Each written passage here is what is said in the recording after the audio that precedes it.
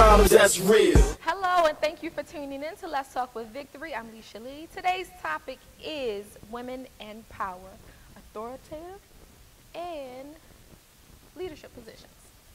And in today's society, we see more women in positions of power or leadership roles.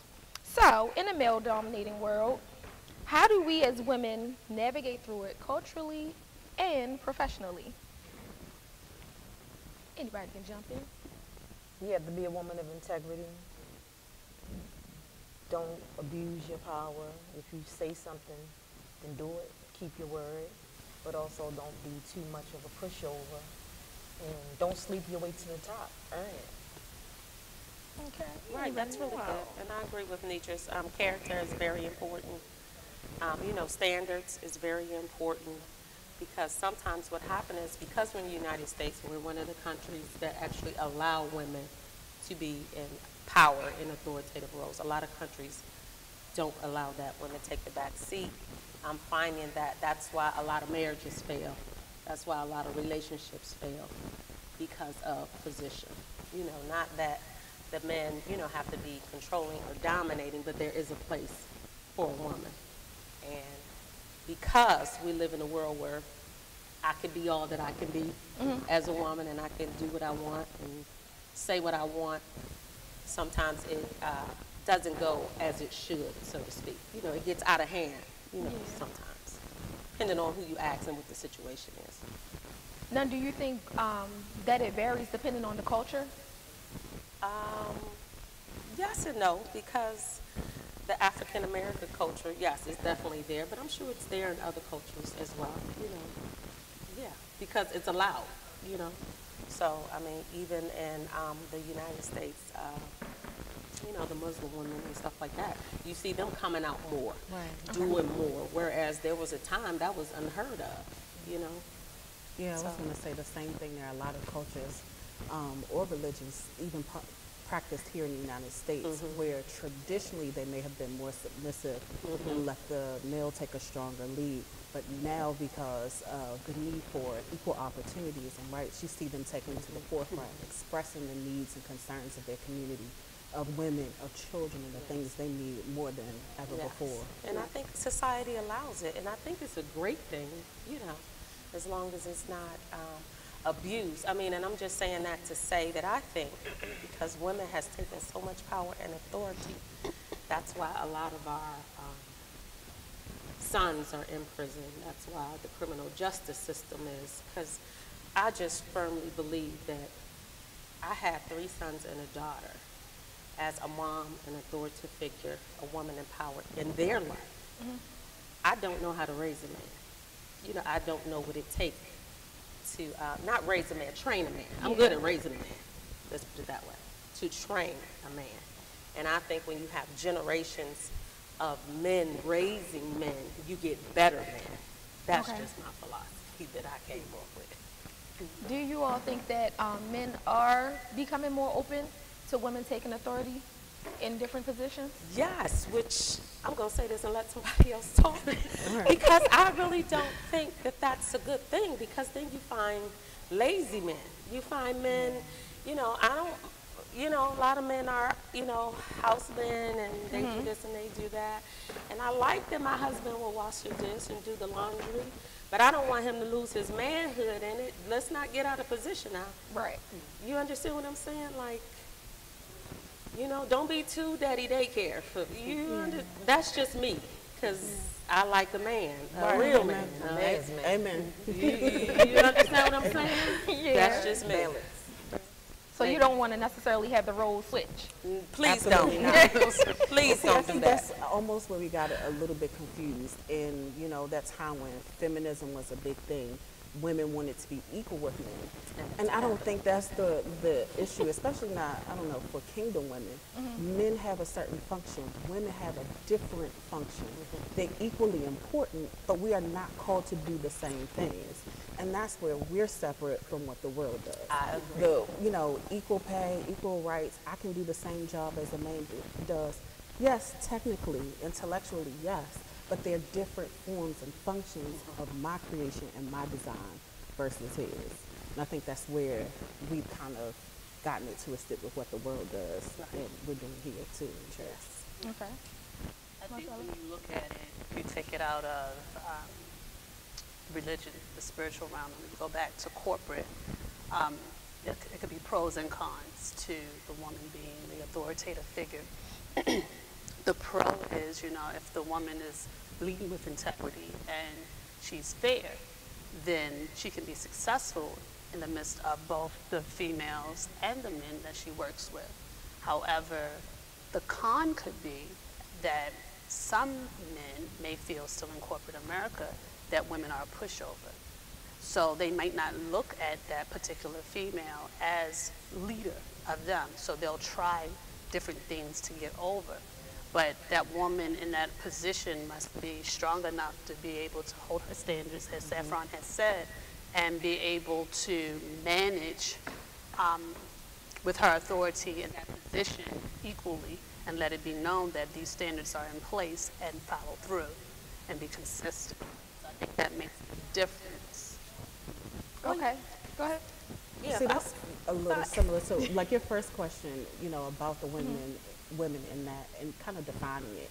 One of the best pieces of advice I've ever heard about that was from a corporate woman. She said, your role is to speak softly but carry a velvet fist. Like, you still want to maintain your femininity, you still want to maintain your womanhood. You don't want to lose that being aggressive or abrasive, I should say, or domineering. But you also pack a powerful punch. Absolutely. You know your information, you have your stuff together, and you be clear about the chain of command. Who reports to you, who are your peers, and then who's above you that you're also responsible to. Like, you keep all those protocols, and then you be on your P's and Q's, you know your stuff, so they can't diminish you, because the reason people will try to do that is because of your gender. Right. Yes. And it's not because, Right. we know in our case it's not because of our gender, but trying to discredit you, and they'll use that as the reason why. Right, and you have to find a balance, because it's a lot of women, CEOs out there, and presidents and owners and, entrepreneurs and all that kind of stuff, and they're leaders and they're in charge and they're the boss, and it's finding a perspective, what I'm saying, in your place. My roles switch, at work, I'm in charge of some people. When I get home, I'm in charge of Marcus and Trey. You understand what I'm saying? Because the roles switch. No. But I think you were onto something. When women start to play so many roles, it becomes confusing. So they're always in that authoritative position and don't know how to switch off. Yes. So you might be a manager at home and then at work, and then try to come home and wear that same management hat. Right. And it don't work necessarily. Like we said, we're looking for men, manly men. I don't want to have to tell somebody what to do. Right. I don't want to be the head of the household. I want somebody who's coming into cover and can give some guidance and some directions on the thing. I shouldn't have to run the work site and home. And I'm not going to tell you what to do, because I don't want to confuse you. Niches, do you think that some of the examples that Deacon Slavel just gave, would you say those are some tools that you would use to navigate through, through different professions in different industries where women dominate in those positions? Yes, absolutely. But also we run into problems sometimes where some men are attracted to women of authority and they try to play with you. Okay. It's a turn on for them, so they want to challenge you. So just knowing how to respectfully handle people and not tear them down, but also don't tear down what I came to bring, because everybody brings something different, having an open mindset, but trying to balance being ladylike but not play with at the same time. And you do that by your track record and how you handle yourself and how you regard yourself amongst your peers in the workplace, subordinates. Like, if you have you get a reputation for being a pushover, or for people being able to get stuff over on you by letting it happen. So people look at your track record. If you're consistent, if you do what you say you're going to do, a lot of the attributes you listed at first, character, integrity, keeping your standard, if those things are part of your professional demeanor and what you bring to the table, when people try you, you have a defense for that, and it's your track record, it's your standard. And humility is very important. Humility is very, very important. Not to say that, I'm her and I got this position and I run the show, and, with the arrogantness and the conceitedness, you have to operate and humility to be able to maintain a position of authority, especially when there is a lot of, majority is men, you know what I'm Yeah. saying, and you're a woman. Now, who are some women that you all would consider as women in power? You have a lot of, Aunt Maxine. it depends. I guess it depends on what scale we looking at. We talking about women with money. I mean, Forbes has a list, and they have, like the United States have some of the richest women, billionaires. You have one lady on the stage, she has a makeup line or something like that. She's one of the top 7. You have Kylie Jenner. You know what I'm saying? Like, they're up there because they have the money. So, they say money is power. Yeah. But for me, those aren't idols for me, per se. Right. You understand? Like, you got coins, I want coins, but that's not what. Right. Right. Now, having power could be taken in different ways. Like you said, they have the money, but you wouldn't consider them as having power. Right, because I look at women with power. I'm looking for some woman with some substance, some seasoning, something to add to my life. Like a grandma. Yes, some woman with some wisdom. Yeah. I don't really attach myself to people who don't have substance, and that's just me, and not that I'm, easily misled or anything like that, but I'm going somewhere, you know what I'm saying? So nonsense, drama, garbage, junk, that's not my lane, you know what I'm saying? Like, we're here to grow, and we're going to get some money while we grow, you know what I mean? Right.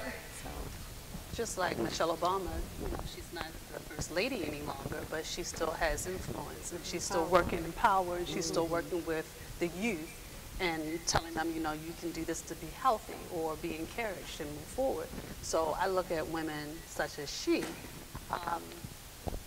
like Saffron was saying, you want to make sure that the women that you're considering as power, they have something to give. They have that intellect, they have that humility, because anybody can be a leader, but are you effective? Are you an effective leader in how you show yourself, how you prove yourself, and what you do? That's important. I think you make a good point about what we consider a powerful woman and what it takes to have that power. We started out with things like dollars and cents and landed with some things like wisdom. I think it's really interesting to see what each person defines as power. I think mine would be somebody who's got who's consistent. And it doesn't necessarily mean that this is a married woman or a single woman, but I mean, in our community or in my circle of friends, I see some women who are single who consistently, maintain their household, maintain their ministry, maintain career, maintain, children, and do all things balanced, equal, and well. And that's, to me, power. Like, being able to do it without multiple falls or missteps. Not saying that they're perfect or flawless, but when they do, they get back up. Or see them, consistently, just win, despite adversity or despite setbacks or whatever shortcomings there may be. right, because we have two African American women here in Baltimore, Maryland, that's in leadership, and they both had a fall. But that was a moment. So it doesn't mean that they still don't have power. Right. They've done some great things for the community. They've done some great things for the city. They made some moves, you know what I'm saying, to help us grow. But it's like Lavelle said, when you don't have that consistency, so now we have two that has fallen. So now, what do we think about the next African American woman that's going to try to run? What's going to happen? Right. Now, Because it's a stereotype. That's what I'm saying. so do you think that women will lose, not just women, but anybody in an authoritative position or in a leadership role, if they have one fall, does that mean they lose all the power that they had? No, but this is the thing. You can't be able to charge the people you can't say. Do you understand what I'm saying? Yeah. It's up to the people because the fall was in front of the people. Do you understand what I'm saying? So it's kind of like, but I think the first one, if she comes back, she might do some things. I don't know. You understand what I'm saying? But, I like second chances. And I think the fact that they had the opportunity was great. That was my punchline. Well, I was going to say, it's interesting how we look at as females in that position, and then they have a slight moment or fall.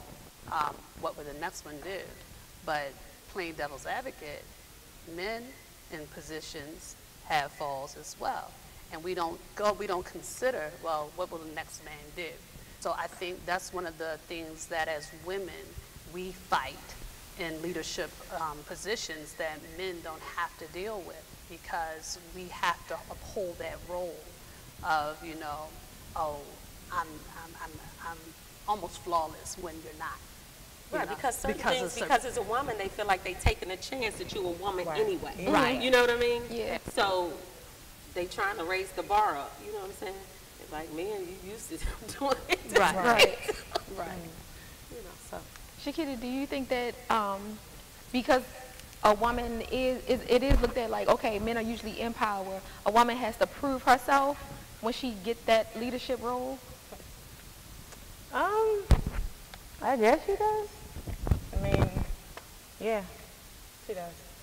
Is it, do y'all think it's harder for women? Yeah, and I Well, think it's you have to go unfortunate, almost, but you you have almost to. have to be twice as sharp as, you know, your male counterpart.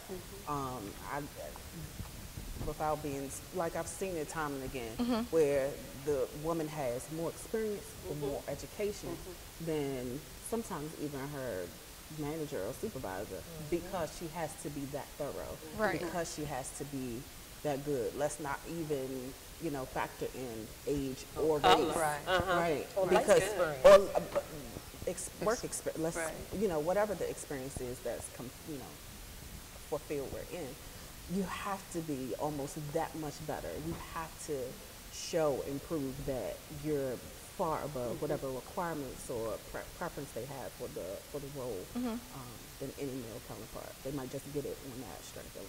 Right. No, not even in, going aside from the world and like business, what about women in power and the leadership roles in the church?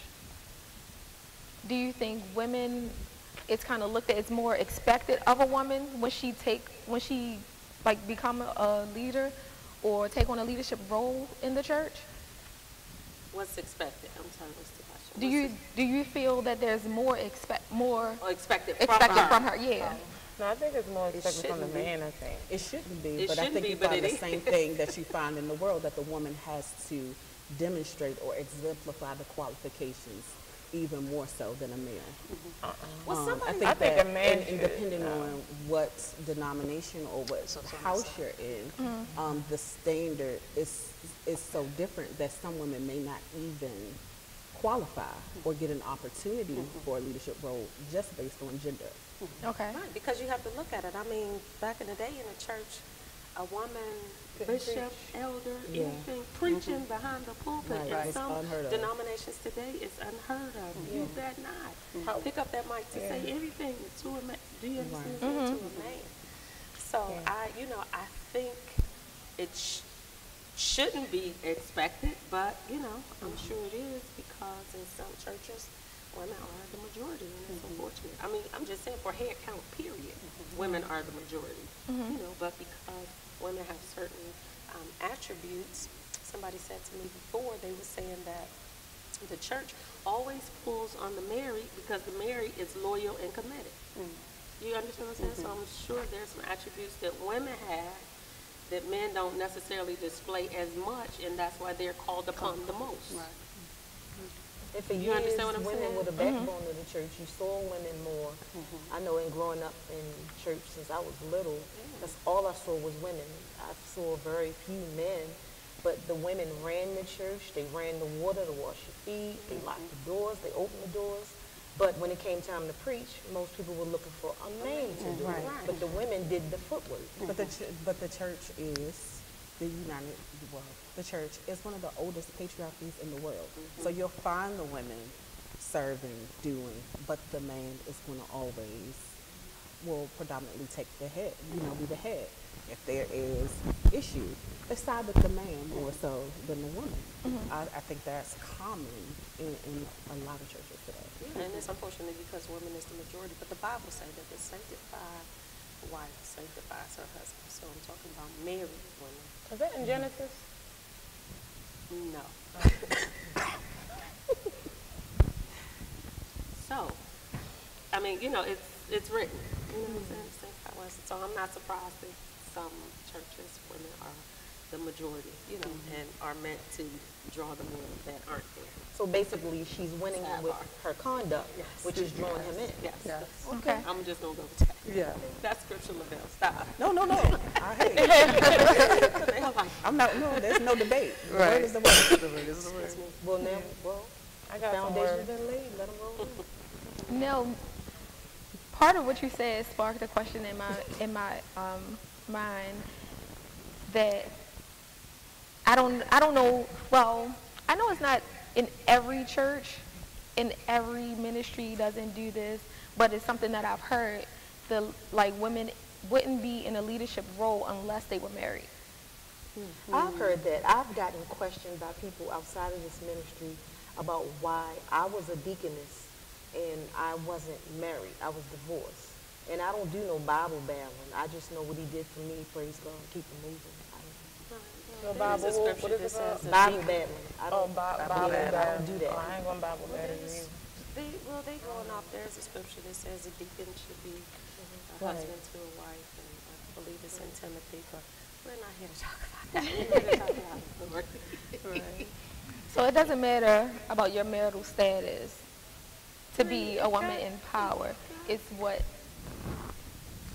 the word comes from So the then Lord. you get into what's acceptable in individual houses. And Right. Some It's houses certain that would, by denominations, their yes. standard or by their bylaws, that would not be permissible. Right. And in other houses that It would be is. Right. acceptable. Yes. Right. And Okay. even in some of the houses, the denominations that did not in the past They welcome do women now. in the pulpit, Yes. women are now in the pulpit. So there's a shift. And I'm happy to see it. Right. Yes. I look forward to seeing women Right. in ministry. I love to see powerful women in ministry because growing up, I just saw women doing the work. I didn't see a lot of women in the pulpit. So I love seeing women in leadership positions and knowing how to balance or learning how to balance, you know, everything that comes along with it. I love to see women preach, tear down the house, sweat her makeup off, and then walk down and be submissive to her husband. Right. I'm like, oh, yeah, That's okay. nature's like it, and I like to see men. A lot of men. My heart just is glad when I go to churches and it's full of men. You understand what I'm saying? Because they're supposed to be the leaders, you know what I'm saying, and the representatives. And if you got a house full of men, then you got another generation of men coming Right. behind them to raise them. You know what I'm saying? It's a beautiful thing. Right. Now going into another question that Marcella kind of touched on earlier, what are the pros and cons of being a woman in an authoritative position? Women are viewed as emotional. I think that's the biggest Viewed flaw. without- Viewed as emotional. I think there's Amen. a place for emotion, but in leadership and when trying to do things, you have to govern yourself. That's right. And emotions is flesh. Right. So we'll subject that thing and get the task done. So I think that wide perception that just generally women are emotional. Yes, I can. You know, we can be. She can be, but you have to give her room within whatever leadership position it is, not to act that way. Right. Like, don't come with the expectation that she's going to have an emotional response. Right. She's going to do her role. Give her an opportunity to prove that without looking for an emotion. Now, is emotion always a bad thing though? Yeah. No. No. Ungoverned emotion. Yes, like she Yeah, said, ungoverned ungoverned. emotion. I Yeah. think it's time for emotion, and it's time. I mean, the Bible say, "An effectual, a fervent prayer of the righteous availeth much." I think God is looking for emotion. He's looking for compassion. He's looking for. He's looking for. I want this. I'm thirsty for this. You understand what I'm saying? When you go into the throne room with an expectation, you know what I'm saying? So I think it's good emotion and bad emotion. You know, you show somebody, you know, that you love them, or even a concern. You know, the Bible say, "Be angry, but sin not." That's an emotion. You know, and just don't put no sin with it. Right. Right. You can be angry because I think that's part of good communication. But you need some empathy in the workplace because like things like maternity leave, a woman's supervisor will understand, okay, they need maternity leave, they need to be home with the baby, or if they adopted a baby, they need to be home, they need to bond. Different things like that. A lot of men may not see it that way, but also some of the cons are Some men thinking, oh, she got cramps, she gonna yell at me, she gonna do this, she gonna do that.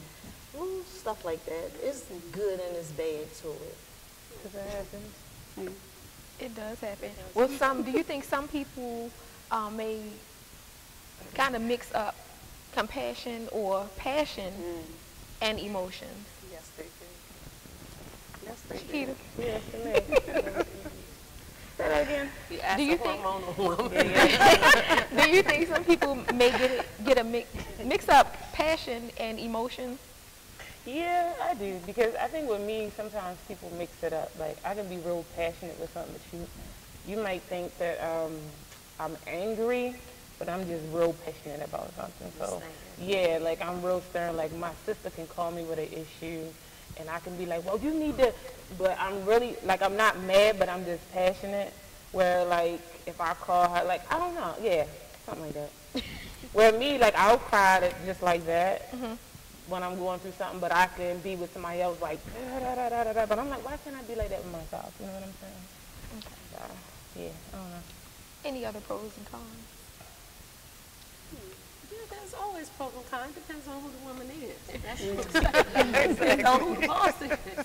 Who in charge. I mean, I've had some good bosses. I've had some, good leaders, and then I had some not so much. But because you're a leader, I'm going to respect you. We're going to move right along. I thought you said, did you say bossiness? No, I said bosses. Okay. Yeah, bosses. Only because every woman is the leader and in an authoritative position and have power doesn't belong. That's like that. Right. You know what I mean?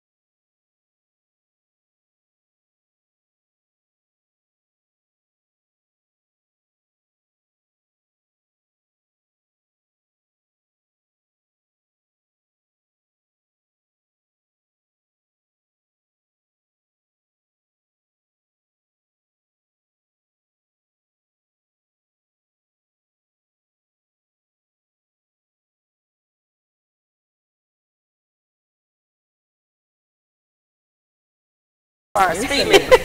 So, yes, and to the left. Now, do you all think that if a woman does step down from her leadership role or leadership position, do you think that that's a sign of failure, or that's a sign of, okay, I can no longer take this forward, or I don't think I'm fit to move forward with this, I'm going to let somebody take over? Do you consider that as a failure or using wisdom? I think it's wisdom. Yeah, it depends on why she did it. I think it's wisdom to be honest with yourself and say, okay, I need to step down. I need to do this. Gather my thoughts, get myself together, do whatever I need to do, and then come back to it. Maybe, maybe not. And then a lot of times I think, not a lot of times, but I'm sure sometimes, because y'all might. I'll go for these 45. So what happens is women put themselves in positions or get into positions positions and then find out that it's more than you bargained for, it's more than you signed up. Especially when I was telling my dad, I said, you know, I could be a boss, but I can't be a boss. And what I meant by that is that I can be a supervisor over a person or two, you know what I'm saying? But I don't think I have gotten to the point where I can do the whole organization. You know, like I got bosses under me, you know, and I'm just dealing with Saffron because I know her very well, a little bit. You know, do you understand what I'm saying? Right. And so I think what happens is we get into these positions and we find out is more to it than just being in charge, you know, so to speak. Because, you know, if it's corporate America, you're dealing with a lot of personalities, you know, a lot of different cultures, a lot of standards, you know, and people are people wherever you go. Right. But I found that when you back away from things like that, people will push you further to the front. You know, when you want to play the background and say, okay, I can handle these 1 or 2, but I don't want those 10 or 15. People will push you because you're already doing the work, you humble, you want to learn, but you know, it's like that sometimes. Right, You'll be put. but see, but make me fail. That's just how that's my perspective. But see, I think then coming between those two is that you need a good leader, somebody who can really discern. Okay, she might be good in the background. I have the right place for her, or I have a part of my organization, be it corporate, be it church, be it my neighborhood thing, be it my business, that I need somebody who's going to be good watching these 2 people right here. I know that you can do that and not stretch you if I know that your core set isn't for 15 people, but it's great with 2 or 3. Right. Right, but when you have awesome attributes like me, you know, they won't give you 15 like, girl, you know that. I'm like, because they see potential. Exactly. But then it's really about balancing. Exactly. You really knowing what you're capable of. What you can handle. No, is it balance or is it staying within your comfort zone? I would say for me, it's staying in your comfort zone. Because I can know a lot about something and won't say a word because I don't want you to push me out my comfort zone. Oh, because you don't want them to ask you more. Yes, I don't want more responsibility. So I'll stay in the background and I'll give you the information. Go ahead, girl. Look, go ahead. So I can stay in the back. That's different. Because it's more in With some people, they want it like, yeah, give it. I want it. No, I want all the and won't abuse responsibility. it when she get it because she never wanted it in the first place. Right. You said what? Won't. Oh, they'll say no. Oh, no. Right. Right. Because I you won't take stay, the you glory. will keep the humble. Like I You said, keep that humility humility. is Like, important. I didn't even show up for this. And then Because I you got, don't want to get so big-headed and then you just bloom and you just fall. Or when women have knowledge and wisdom, not necessarily wisdom, I'm going to say knowledge, you know, book knowledge and smart, and know they're educated and they have the experience, you know, sometimes they can be very strong, you know, and sometimes it can be overkill because you could be, you know, like, you didn't, not necessarily educated yourself right out of their position, but because you know everything and you're unteachable. You got to stay teachable. That's a good thing. You got to stay you got the teachable. credential. You got the credential, you got the paper, you got the know-how, you got the experience, and I could do this. You know what I'm saying? But you have to look at yourself from other people's perspective. You know what I'm saying? How does other people see me? You know what I'm saying? Because you can see yourself one way, but what does people say about you? Because that's part of the real you as well. You know, like I could say, oh, I'm great, I'm nice, I'm this, I'm that. And other people be like, sis, you mean? But do you understand that? Yeah, I get you. Looking at it in a different lens. Yes. Now, do you all, or have you ever experienced resistance when leading men? I have. And I tended to shy away from dealing with it because I just didn't want the controversy. And I don't think that's a good thing, but it's a teachable moment to come back. Better prepare yourself. Again, for another day. I have too, and I learned that men are emotional. my God. They are emotional. And on that note, right, they Men are are fully emotional. emotional. I mean, we went, I ain't gonna say no names, but we went through, a person and I, you know, that come over. I had did something unintentional, and I was like, oh my God, something switched. You know, like, let's switch it up. Our relationship, our conversation, you know, like something's going on. And it took like 2-3 months for this person to say, and when it came out, I'm like, are you serious? You know, because, you know, what happened was they wasn't feeling good. So instead of just saying, I'm not feeling good, it's every time they don't feel good, we go through this same thing. But for me, work is work. If you're sick, stay home. That's just me. Not that I'm not compassionate, but we're here to do a job. And I can't work off your emotions. If you're not feeling good, stay home. But don't come for me because you're not feeling good. Do you understand what I'm saying? So, like I said, we had a big fallout, and my feelings was really hurt because I'm like, we better than that. All she had to do was say, you know, I wasn't having a good day, because I would have just sent you home anyway. But I'm just saying, not for us to fall out.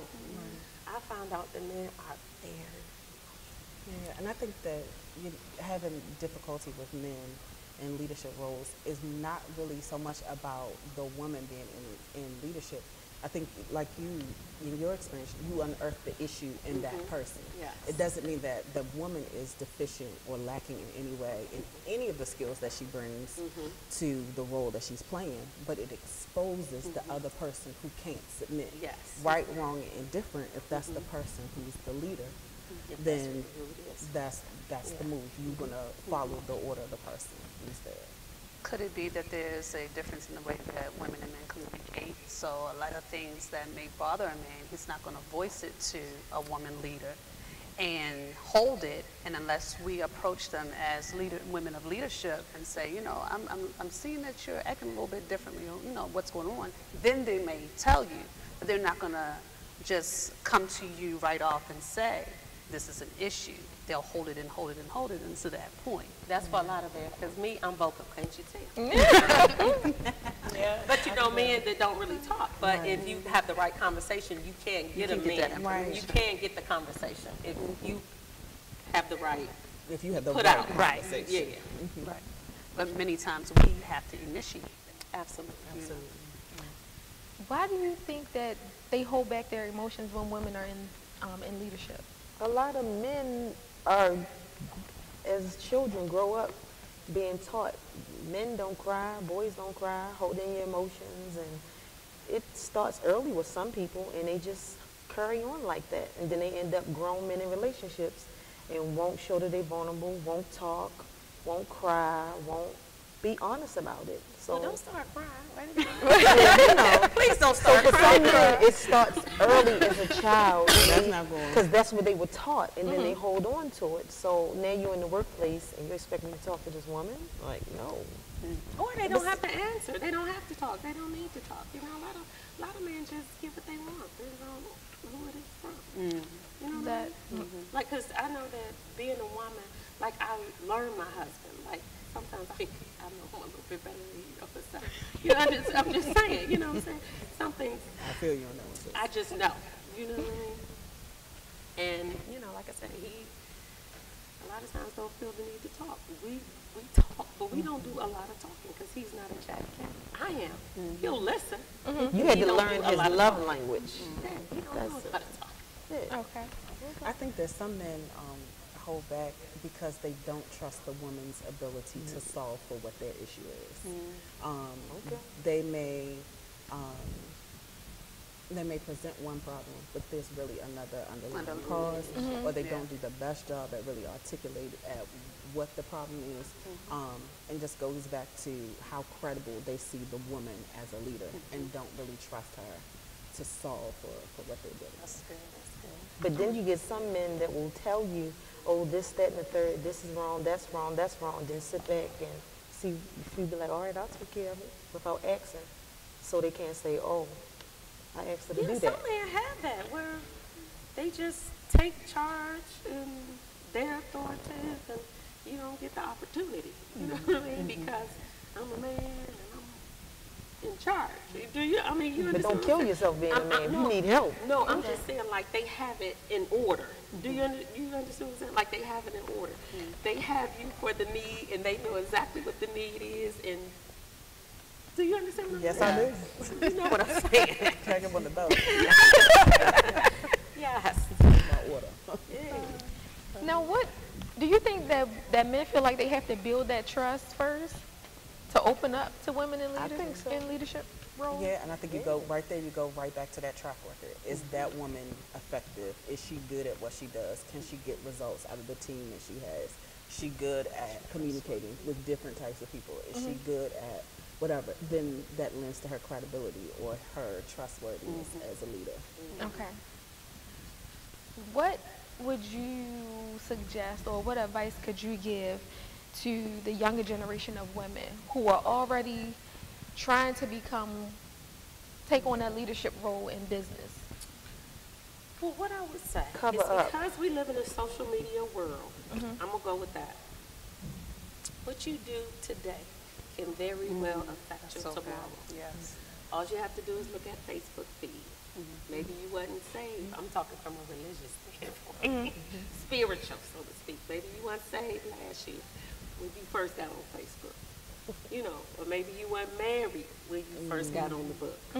But it's a feed that come back every year, every 2 years, every 3 years. And when some of my feeds pop up, I'll be like, thank you, Jesus. Right, that's okay. Because I know some people looking at their feed and are shamed. So that would be my advice with social media today. Because this is the thing, social media is a tool and it will help you get there. The women's I mentioned at the beginning of the show, they started Instagram, Facebook. That's how they started to become known and get their product out there and become, you know, billionaires and millionaires or what have you. But like I said, you know, you put that stuff out there, honey, it will come back and get you. I know you said in business, but I think one that's applicable across the board is to be teachable. No matter what, there's another man or woman that has some information, a perspective that will save you some time and energy if you're trying to go, you know, the route that you see that they've gone, or trying to advance, or even just trying to maintain where you are. Like someone there knows something that will help you advance. And just be open to whomever that person may be, and how they deliver that information to you. Not being so self-assured that you got it all figured out and you know everything, but just being open to receive good teaching from people. Okay. I would say don't go in with a big head thinking that you're the boss, because first and foremost, a leader is a servant first. So you have to look at the people who are working with you as working with you and not beneath you. Cultivate them, help them to grow, help them to become better. And when they see you as that catalyst of collaboration and pushing them to where they're supposed to be, that's where that trust is built. That's where that communication will be softer and easier to acquire from everyone in that department or in your organization. Letting them know that you're not here to watch over them and make sure that they are like ants under a microscope, but you're there to develop them and grow. And as they are growing, you're growing, and everyone is learning as well. Would you say that they would need to plan financially? Absolutely.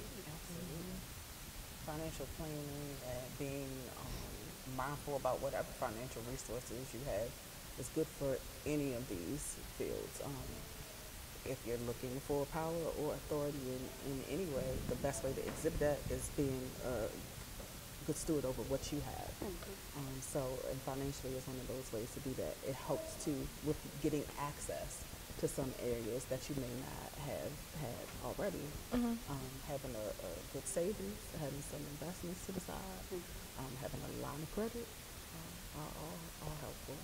What about networking? That's important. Networking helps a lot. It's It not helps a sometimes lot. so many times it's not what you know, but who you know, and I'm seeing that come full circle. And you might think just shaking hands or meeting someone or a brief conversation, it doesn't mean anything in this season, but it's a seed sown, and you never know how that's going to come back. Work world, the city we live in, a big little town, and you never know who knows who. So networking is really key. And that can come through social media as well. Yes. All right, so that's all the time that we have today. We want to take this time to thank Pastor Tony Smith and Victorious Ministries for allowing us to be a part of the vision. Make sure you come back. Tune in next Sunday for Man Up as well. That's all the time we have today. Bye-bye.